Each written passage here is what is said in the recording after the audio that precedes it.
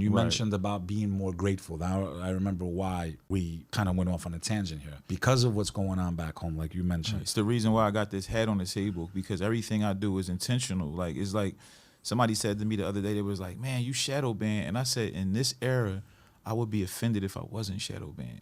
It's a lot of people I know. It's a lot of artists I know that aren't shadow banned because they don't talk about nothing that matters. Oh, you mean if I just talked about my jewelry all day and where I lived, I'd probably get 10 million views. You mean a day. like a famous DJ who won't open his mouth? Are you allowed to even talk about that? Or? I'm allowed to talk about whatever I want because I only fear law.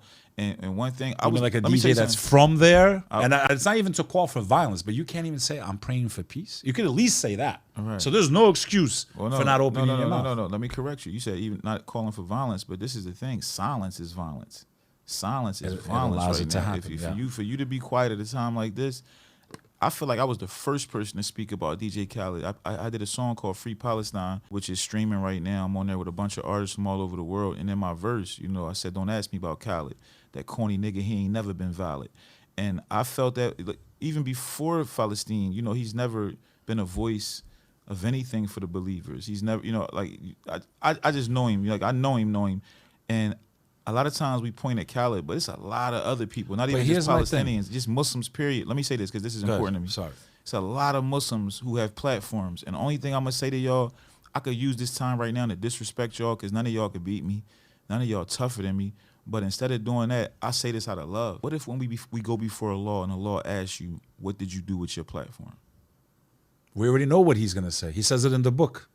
And they're going to beg, send me back. The Quran says, send me back. I'm going to use the blessings you gave me. They're going to beg to come back to this life. I just got chills. And what does he say to them? He already tells us the future in the book.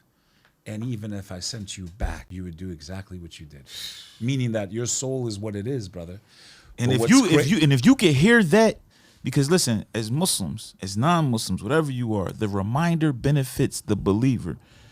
If you can hear what he just said, that statement that he said that was written thousands of years ago. That one sentence would fix everything in the world, bro. It would fix the entire world. But if you can hear that and that not, like it just gave me chills. And if you can hear that and it don't give you chills, or if you don't feel anything from it, you gotta check your heart because you have a dark heart. And I'm not judging anybody because I used to have a dark heart. I usually didn't give a fuck about a lot of things. Right. It was a time where I like what's going on. I can't say I would have never been quiet about Palestine. Like people, I have people, the people that love me the most have asked me to stop doing this. Yo, stop.